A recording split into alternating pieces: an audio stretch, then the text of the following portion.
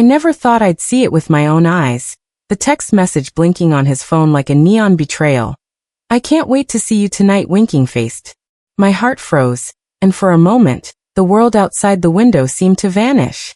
My husband, the man I promised forever to, was cheating. And worse, he didn't even care if I saw it.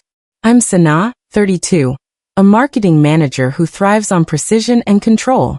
I like my life orderly, predictable, and safe.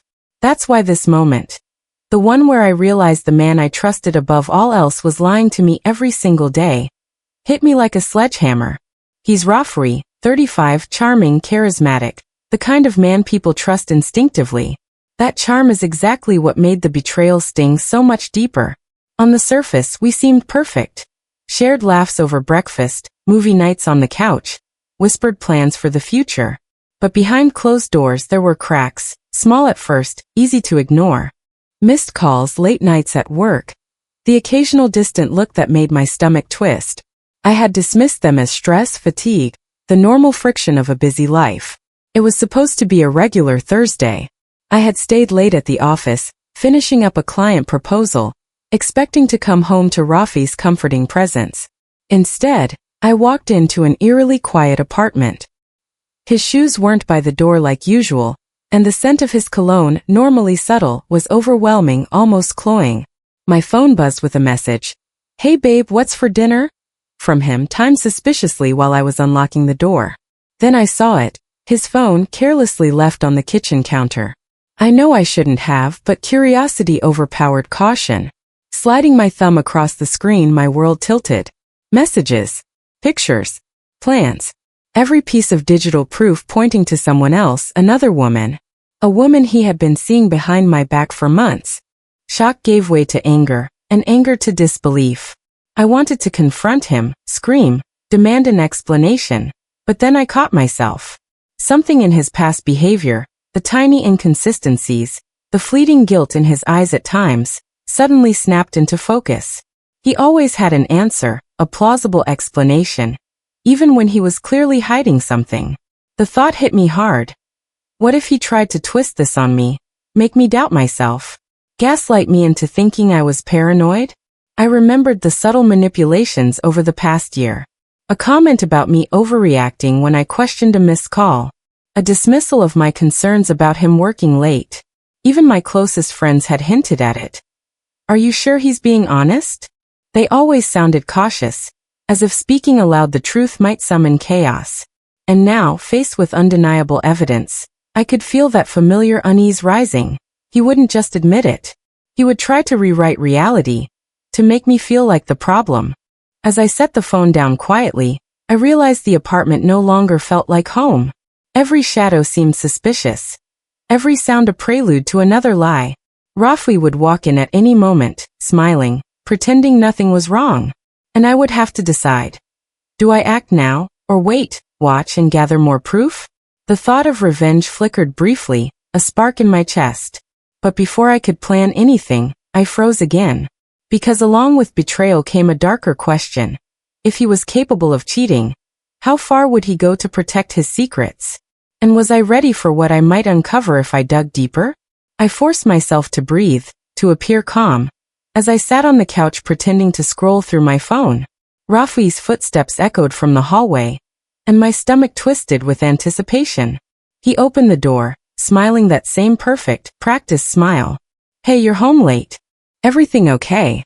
And in that smile, in the casual tone, I sensed it, the first crack in his carefully constructed facade. I knew in that instant the battle had begun. But I didn't yet know just how twisted, how manipulative, and how personal it would get.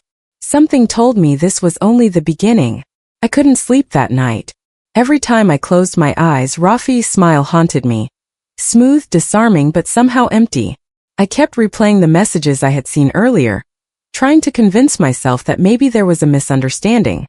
But the more I thought, the more I remembered little things I had brushed off as inconsequential over the past year. It started with the small favors. He always seemed to forget our plans, canceling dinner dates with vague excuses, yet somehow finding time for work lunches that conveniently overlapped with hours he wouldn't tell me about. First, I chalked it up to a busy career. But then came the subtle favoritism my friends noticed too. Whenever we were with his colleagues, he would laugh louder at their jokes, compliment them more, and barely acknowledge my contributions to conversations we shared. I used to dismiss it as social awkwardness. Now, in the wake of discovery, it felt calculated. Then there were the phone calls. At first, I didn't think much of them. Everyone has private calls, right? But over time, I realized that he would answer calls in another room, whispering, his expression guarded. Sometimes he would lie about who was calling, saying it was a client or a colleague. I remember the sting when I once caught a glimpse of a name on the screen. Maya Two Hearts. Before he quickly flipped the phone face down. My stomach had dropped and he laughed it off. It's nothing, just a work friend. Don't overthink it. That laugh, the one that used to make me feel safe, now felt like a mask. Money became another battlefield. Our finances had always been transparent. We managed bills together, discussed investments, and planned vacations. But over the past few months, I started noticing discrepancies. Bank statements didn't match, and there were unexplained withdrawals labeled as business expenses. When I asked, Rafi would sigh, roll his eyes, and say I was being paranoid. Sana, I handle the finances. Trust me, it's all fine. That sigh, the mix of annoyance and impatience, used to comfort me, now it made me bristle. Even his treatment of me at home changed. I found myself tiptoeing, unsure what mood I would walk into. Some nights he was distant, preoccupied with the TV or his phone, barely acknowledging me beyond a cursory good night. Other times he would be excessively charming, overcompensating with small gestures, flowers, random gifts, sudden acts of affection. The inconsistency was maddening, leaving me questioning my own perception. Was I imagining it? Or was something truly wrong? Friends and family noticed too. My sister Aisha, who had always been a rock for me, mentioned offhandedly one afternoon, "You seem tense around him lately, is everything okay?" I forced a laugh and brushed it off, but her words stuck. Even my mother, who adored Rafi, had started asking strange questions about his work schedule, and why he sometimes seemed distracted during calls. Everyone's concern wrapped around me like a soft but suffocating blanket. I wanted to ignore it, but I couldn't. At work, the strain was even more pronounced. I found myself distracted, replaying conversations in my head, analyzing every missed detail. My team noticed my unusual quietness during meetings, the way I hesitated before replying, the small sighs I couldn't hide. Normally, I thrived under pressure, but now every decision seemed clouded, every email a trigger for doubt. I began jotting down notes on my phone, just observations, no conclusions, but the pattern was slowly emerging. And yet, the betrayal was still unclear. I didn't have proof beyond the message I had seen that night. Could it have been a joke? A misunderstanding? Was I overreacting? The rational part of me screamed to wait, to observe, to not jump to conclusions. But the emotional part, the part that felt the sting of every missed call, every whispered conversation, every unexplained withdrawal, wanted answers. I felt myself teetering between disbelief and suspicion, hope and fear. The tension in our home became palpable. One evening as I prepared dinner, I noticed him texting under the table. The glow of the screen reflected on his face. I wanted to confront him right there, but something in his demeanor froze me. There was an almost predatory smoothness in the way he interacted with his phone, a precision that suggested he was aware of my scrutiny. And I realized with a chill, if he was hiding something, he knew I was starting to notice. Sleep became impossible. Nights were spent staring at the ceiling, replaying the past year like a detective piecing together evidence. Every canceled plan, every small lie, every misdirected smile now felt like a clue. The tension in my chest grew, a quiet drumbeat of anxiety I couldn't silence. I knew I couldn't confront him yet. Not without more certainty, not without a plan. But even waiting felt like walking a tightrope over a pit of fire. One wrong move, and the truth could slip away. And then came the first whisper of anger, a quiet, simmering ember that promised I wouldn't be powerless forever. The betrayal might have been unclear, the evidence partial, but my intuition screamed at me. Something was happening behind my back, and I was going to find out exactly what. As I sat in the living room one night pretending to scroll through my phone while Rafi showered, I noticed the subtle details. The towel left carelessly on the floor, the faint perfume that didn't belong to me, the way his phone lit up with a name I didn't recognize. Each clue felt like a breadcrumb trail, a quiet invitation to follow it, and I knew deep down that following it would change everything. But for now I waited, observed, and cataloged every red flag. The cracks in our marriage were small but widening, and I felt the weight of knowing something was wrong without knowing the full truth. The emotional strain was suffocating, a constant companion in every interaction. I wanted to scream, to demand honesty, to reclaim control. But instead I sat silently, a hero in suspense, waiting for the next move in a game I didn't yet fully understand. And I knew with an icy certainty that the next red flag would be impossible to ignore. The day started like any other, with the sun creeping lazily through the blinds and the faint hum of morning traffic outside. I tried to go about my routine: coffee, emails, breakfast, but everything felt muted, as though I were moving through a world that had suddenly lost its color. My mind wasn't on work or on the mundane tasks of life. It was on him, Rafi, the man I had trusted above all others, the man who had been slipping further and further away from me without my knowing. The betrayal didn't hit me all at once. It arrived in stages, subtle at first, then sharp and undeniable. I was going through our joint finances to reconcile some discrepancies I had noticed over the past weeks. I had printed statements, lined them up, and was methodically checking each transaction. Normally this was boring routine work. Today it was revelation. I froze when I saw it. A series of transfers, months worth of them, small amounts at first, escalating over time, all funneled into an account under a name I didn't recognize. And then there was the final transfer, large, deliberate, unmistakable. My heart sank, my stomach twisted. The realization hit like a punch to the chest.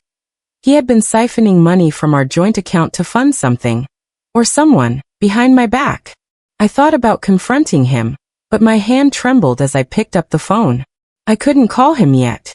The stakes were higher than ever, and I needed more than instinct. I needed proof. And then I noticed something else.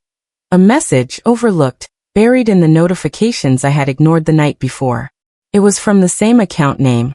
Can't wait for tonight. Everything's perfect. Don't worry about Sanaa.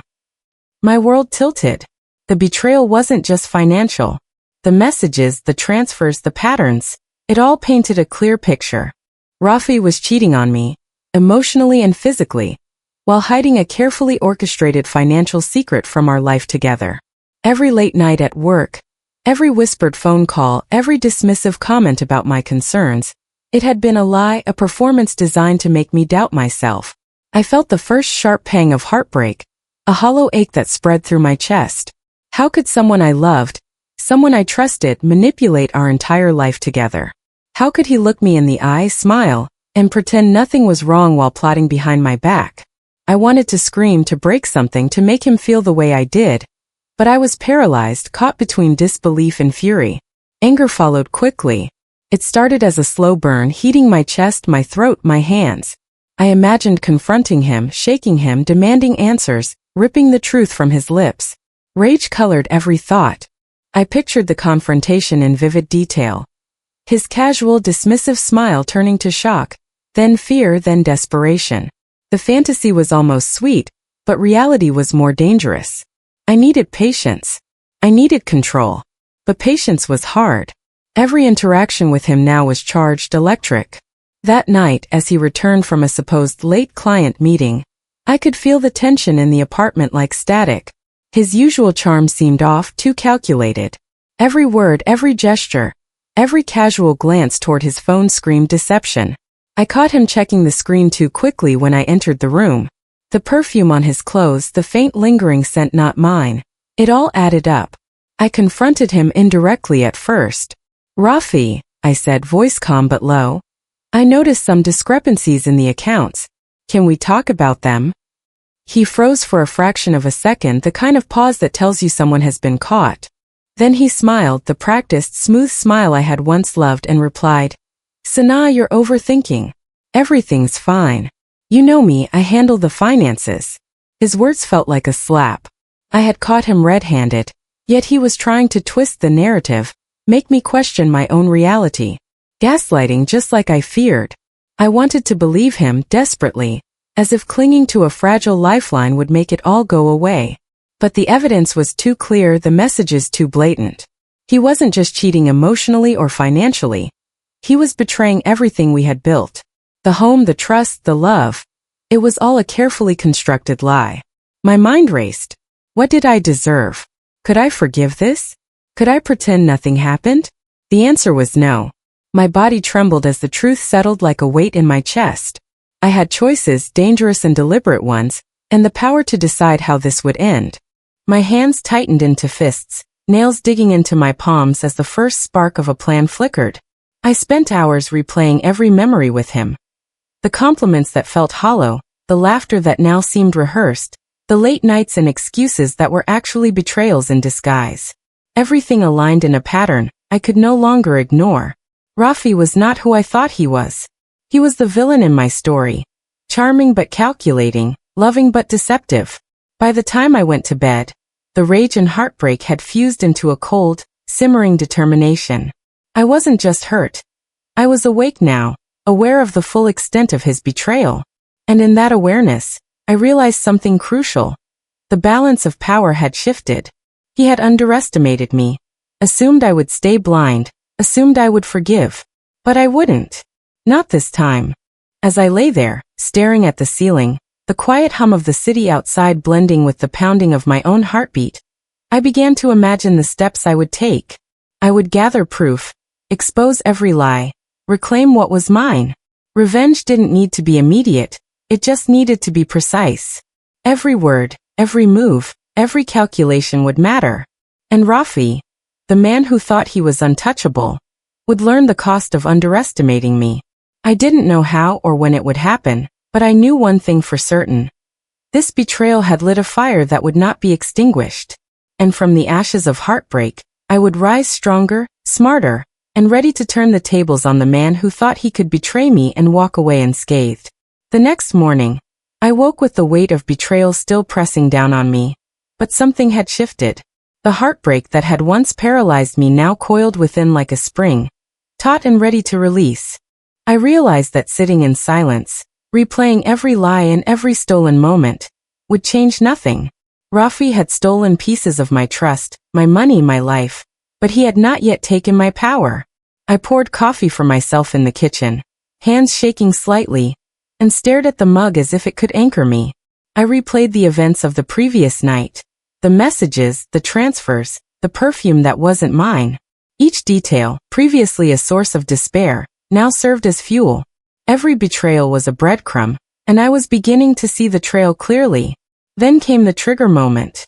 Rafi, completely oblivious to the storm brewing inside me, walked into the kitchen with his usual charm. "Morning, Sana. Slept well." His grin was infuriating, a smug reminder of the mask he wore so flawlessly. I looked at him, really looked at him, and something snapped. For years, I had allowed myself to trust him blindly, to accept his explanations, to forgive small lies in the name of love. But this was different. This was deliberate. This was not a mistake or a misunderstanding. This was betrayal. And I realized with sharp clarity that no matter how much he tried to manipulate the truth, I could reclaim control of my life. It wasn't anger alone that propelled me, it was clarity.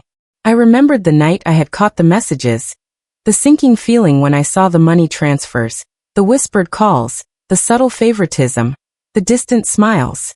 Everything pointed to one undeniable fact. Rafi had underestimated me. He assumed that I would be paralyzed by heartbreak, that I would bend under the weight of his lies. He had counted on my love, my trust, my loyalty to protect him from exposure. But I wouldn't be his victim. I made a decision, a quiet, deliberate one. I would observe, gather evidence, and strike with precision. I didn't yet know how, but the fire within me demanded action. The first step was mental. I needed to reclaim my strength, to anchor myself in logic and patience, to transform my pain into a weapon. Over the next few hours, I began cataloging everything I knew. I opened my laptop and created a file labeled Rafi, Truth. Every transaction, every suspicious message, every unexplained absence, every inconsistency I had observed over the months went into it. It wasn't just a record, it was armor. The act of writing, of documenting, turned despair into clarity. I could see the patterns emerge, connecting the dots in a way that I hadn't allowed myself to before. As I worked, I also acknowledged my emotions. The heartbreak still lingered, a raw wound beneath my determination. But I realized that my anger, when channeled correctly, could be transformative. I wouldn't let it consume me. I would let it sharpen me. This was no longer about revenge as a fleeting moment of satisfaction. It was about justice, about reclaiming what he had tried to steal, about proving to myself that I was stronger than the betrayal I had endured. Later that evening, as Rafi lounged on the couch scrolling through his phone, I watched him from the doorway. His confidence, his smugness, his obliviousness, all of it fed the fire inside me. I could almost feel the tables turning in my mind. Every lie, every secret, every stolen moment had an endpoint, and I, not him, would define it. I realized something essential. My power had never left me. It had been dormant, suppressed under love, under hope, under trust. But now it was awake. The betrayal had been the spark, yes, but the choice to rise above it, to fight back with intelligence and strategy, was mine. I would not act recklessly, but neither would I hesitate. Patience would be my ally, planning my weapon. That night, as I lay in bed pretending to sleep while Rafi snored beside me, I felt an unfamiliar sense of control. For the first time in weeks, I didn't feel small, powerless, or manipulated. I felt alert, alive, and resolute. I understood that the next moves would require cunning, observation, and the patience to strike at the perfect moment. And in the quiet, I whispered to myself a vow I would carry like armor. He will regret underestimating me. By morning, my transformation was complete. The tears had faded, replaced by a cold determination that was almost frightening in its intensity. I would gather proof of every lie, every betrayal, every secret.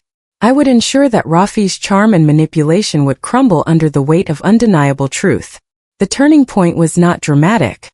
There were no shouting matches, no explosive confrontations, just a moment of quiet clarity, a realization that my life and my dignity were mine to reclaim. I had felt powerless when I discovered the betrayal. Now I felt unstoppable. The first step had been taken. The fire was lit. And Rafi, completely unaware, was about to witness the awakening of a woman who refused to be deceived, a woman who would not be betrayed without consequence. This wasn't just about catching him, it was about winning back myself. And I knew deep in my bones that I was ready. Once the decision hardened into resolve, everything else became method.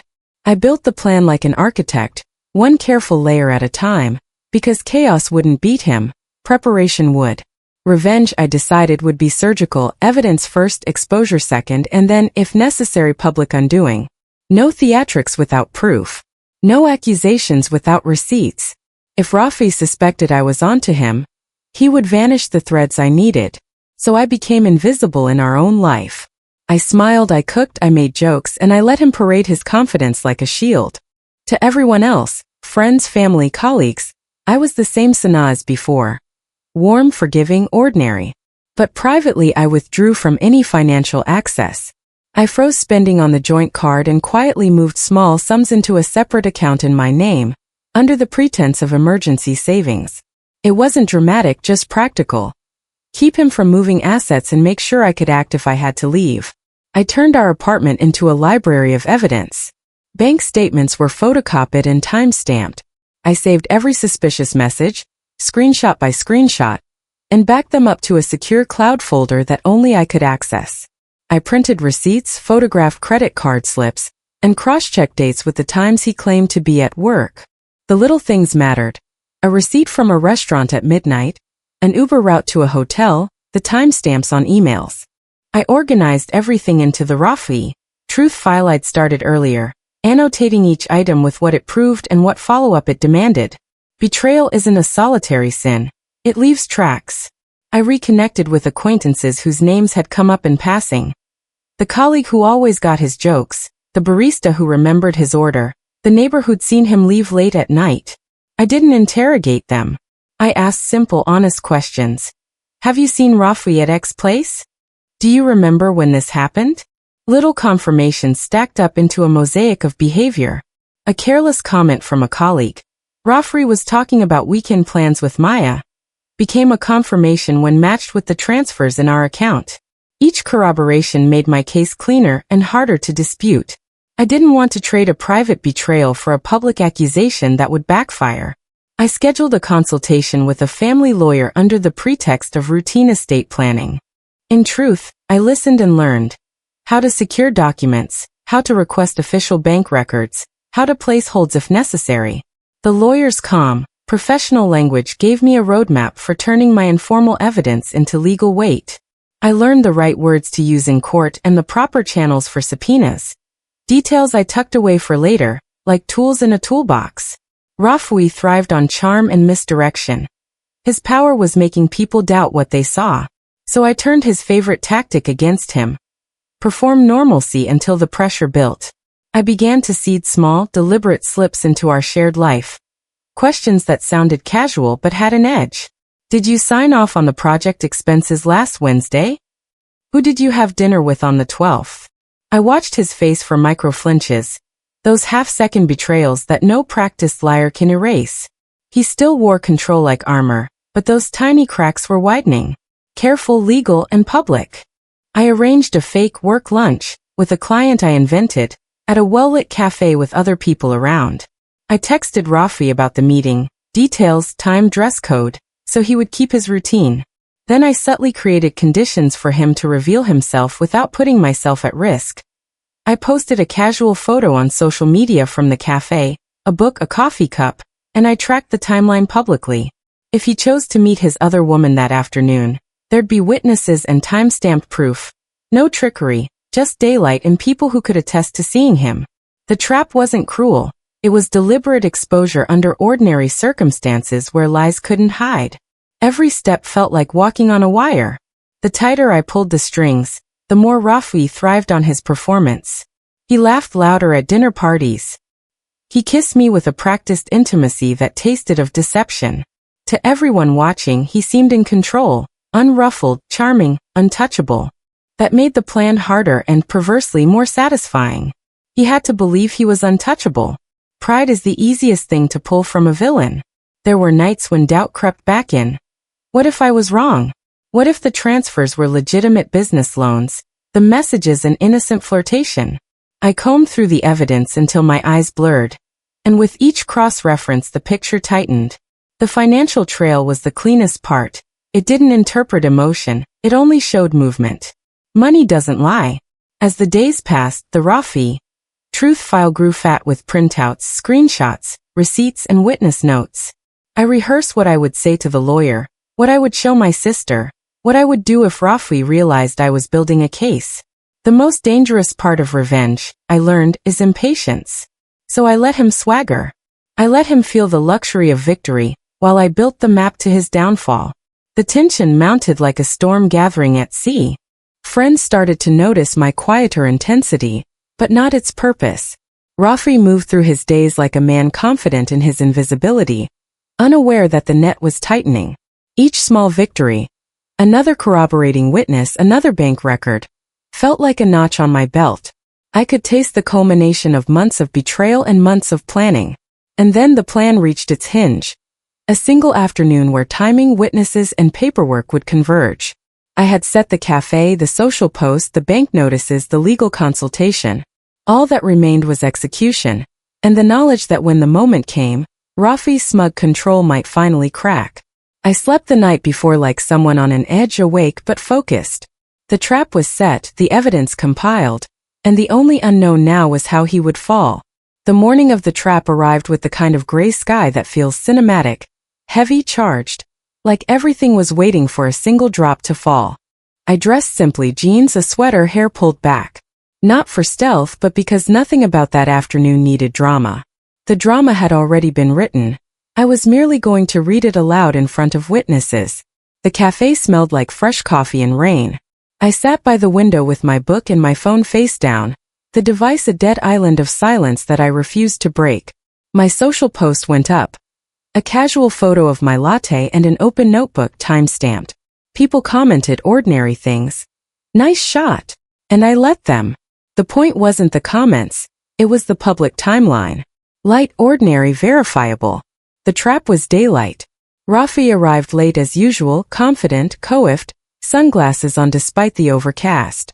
He moved through the room like he owned the scene, smiling at baristas, nodding to acquaintances. He didn't notice me at first. He never looked for the woman he thought he could discard. It should have felt triumphant to see him walk in. But in that moment I felt only the focused calm of someone about to finish a job. He sat a few tables away. Not with Maya, she wasn't physically present, but his behavior matched weeks of evidence. Furtive messages, hurried calls, a flurry of texts that bent him forward, face lit by screens. I watched him type, watched him laugh at his phone like nothing in the world could reach him. On my own phone I opened the secure folder, the Rafi truth file, one last time. Photographs of receipts, bank transfers, screenshots of can't wait for tonight. Don't worry about Sanaa, maps with Uber routes, witness notes. Everything lined up like constellations ready to be read. I'd arranged for a few people to be in the cafe that afternoon. People who didn't know the stakes but would remember faces. A former colleague who'd heard offhand comments, a neighbor who'd seen late-night departures, a young barista who remembered a man's order. They were ordinary people with ordinary memories. Ordinary memories would be the undoing of an extraordinary lie. The first domino fell subtly. A work contact of Rafi's, someone whose number I'd obtained through careful listening, sent him a message and mentioned the cafe. He glanced up, realized where he was, and in the pause his posture changed. Seconds later his phone buzzed with a call. He answered, voice low. I stayed where I was. I did not need to bait him. His guilt was doing the reaching. 2 hours later, the legal paperwork began to move. On my lawyer's advice I'd filed a temporary injunction that morning, an emergency hold on the suspicious account and a request for bank records served with a subpoena. It's a strange thing watching bureaucracy move, small, terrible, precise. Within hours the bank froze the account tied to the transfers. The large final transfer that had felt like a dagger gone from accessibility. I felt a cold satisfaction. Money, which had been used to hide and cushion betrayal, was now locked away under law. But the bigger theater was still to come. I had arranged, quietly, for a meeting that evening with Rafi's parents under the pretense of family talk. I told them nothing. Silence was my leverage. The moment was unavoidable. He would come home to a house layered with witnesses and documents, and nothing he could charm away. When Rafi walked in that evening the house buzzed with an awkward normalcy. Aisha pretending to browse recipes at the counter, our neighbor dropping by with a polite hello, a colleague casually asking about a recent project. He smiled that practiced smile and I saw to my satisfaction the flicker of panic behind it when he noticed the stack of printed papers on the table. Bank statements, screenshots, timelines, annotated receipts. The Rafi truth file, now physical and impossible to ignore, sat like an accusation in the center of our living room. He tried to laugh it off. This is ridiculous, Sanaa. What are you doing? His voice had that familiar edge, charm turned to incredulity. But the room had shifted. My sister's look was steady. The neighbor's expression was not pity but curiosity. The colleague from his office, one of the people I'd quietly approached, did not avert his eyes. He read a few lines, then met Rafi's gaze without flinching. I had given the bank limited documents to begin legal action. I had not yet filed for divorce publicly. Tonight was exposure, humiliation, a chance to watch a man who loved his image fracture. Rafi reached toward the stack, hands jittery. You can't just, these are taken out of context. The gaslighting had begun, old, practiced, poisonous. He was good at turning words into fog. That's when my lawyer, a calm woman with sharper eyes than most people I know, stepped forward and spoke plainly. She outlined the frozen transfers, the subpoena process, the corroborating witness notes. She explained what the bank had found in clinical terms. Repeated transfers timed with dates he claimed to be at work, purchases that tied to locations witnesses had placed him at. She described the social timeline I'd created, and how it intersected with his movements.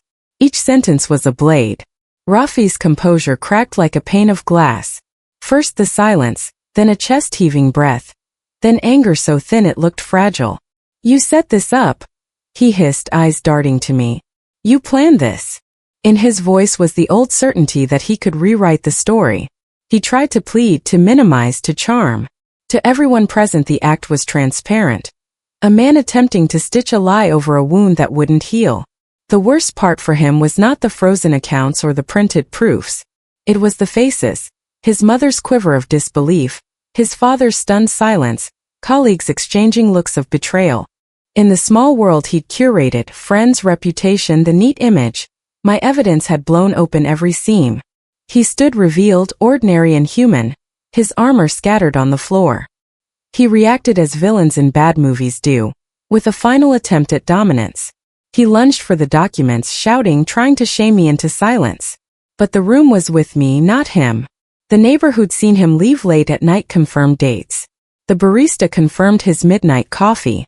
The colleague confirmed overheard weekend plans. The barista's casual note. He ordered a chai around 11 p.m. on March 12th. Felt almost petty, and yet it cut like glass. Small truths loudly spoken suffocated his grand narrative. By midnight, his phone had been turned over to the lawyer to be forensically examined. The bank's hold was official. Whispers had already started that would become gossip. The man who had thought he could cheat and siphon away a life in plain sight was exposed in daylight, his betrayal documented and corroborated. I didn't dance on his ruin. I sat quietly while the storm I'd built moved through its paces. The satisfaction was not vindictive. It was a calm, profound reclaiming of dignity. He had tried to gaslight me into doubt, to make me believe my instincts were wrong. Instead, I had used method and patience to turn that doubt into proof.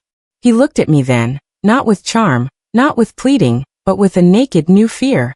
For the first time since I'd met him, he was unsure how to script his next line. And that silence, heavy, sharp, final, felt like the prelude to the end. Everything had been arranged for the fall. The net had closed. The villain, who'd thought himself untouchable, was finally seeing the consequences of underestimating the person he tried to break. The rest, court settlements, the slow work of rebuilding, would come next. But in that house, under the low light and the quiet hum of finality, I allowed myself one clean, steady breath. The climax had landed. The house was quiet now. The tension dissipated like smoke after a fire. Roffrey was gone. Removed not by force, but by the truth I had painstakingly assembled. His confidence, charm, and carefully constructed life lay in ruins, scattered across documents, bank statements, and the whispers of those who had witnessed his lies. He had tried to gaslight me, to make me doubt myself, to turn my instincts into paranoia, but the scales had tipped. The person who had once seemed untouchable was finally exposed, stripped of the power he wielded for so long. I sat in the living room, surrounded by the evidence that had dismantled him. Neatly printed bank transfers, annotated screenshots, witness statements, and messages. But the most powerful proof wasn't on paper. It was the quiet certainty I now felt in my own skin. I was no longer the shocked, betrayed wife. I was Sanaa, vigilant, strategic, and unshakable. My heartbreak had transformed into clarity. My anger, once a smoldering ember, had forged a new strength. Friends and family who had once whispered warnings to me now looked at me with awe. They had seen the storm of betrayal I endured, and they witnessed the precision of the retaliation that followed. My sister Aisha hugged me that night, whispering, "I don't know how you did it, but you were brilliant." I smiled, realizing that brilliance wasn't in flashy acts or dramatic confrontations. It was in patience, intelligence, and resolve. I had chosen the right moment, the right evidence, and the right strategy to reclaim what was mine. Rafi tried to salvage what little pride he had left, reaching out with frantic calls and texts, but every attempt was met with calm boundaries and legal firmness. He could no longer manipulate or charm anyone. His credibility was gone, his lies public knowledge. The accounts he had siphoned were frozen, and the slow but certain legal proceedings ensured he would pay for every action. His betrayal, once hidden behind charm and deceit, had become his downfall. I felt an unexpected peace in the aftermath. The home, once tainted by suspicion and whispered lies, felt like mine again. I could breathe, laugh, and move freely without the weight of manipulation pressing on me. I realized that reclaiming my life was not just about revenge. It was about freedom. Freedom to trust myself, freedom to set boundaries, freedom to rebuild a future without deceit lurking in the corners. Life didn't return to ordinary immediately. I had work to do, emotions to process, and a reputation to mend. But I faced it with a renewed sense of self. The betrayal had been devastating, yes, but surviving it, mastering it, and ultimately turning it to justice had changed me. I was stronger, smarter, and more attuned to my instincts than I had ever been. Betrayal, I realized, can break you, or it can make you unbreakable. There were moments of quiet reflection when I allowed myself to think about Rafi. He had underestimated me at every turn. He had believed my love made me weak. But in trying to destroy me, he had only forged the weapon I used to end him. There is a certain poetic justice in that. The man who thought himself untouchable was undone not by anger alone, but by the clarity, patience, and strategy of the woman he betrayed. And that is the truth I want viewers to take away. Betrayal may strike like a lightning bolt, sudden and blinding, but it does not have to define you. Strength, courage, and strategy can turn the pain into power. I became the hero of my own story, the architect of the ending, and the voice of reason for anyone who has ever felt the sting of deception. To anyone watching this, have you ever faced betrayal like mine? Have you ever been gaslit, lied to, or undermined by someone you trusted completely? I want to hear your story. Share it in the comments. Tell me how you found your strength.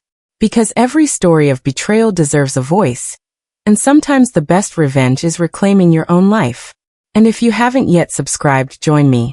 There's power in learning from stories of survival, resilience, and triumph. There's a lesson in every betrayal. Don't let it break you, let it awaken you.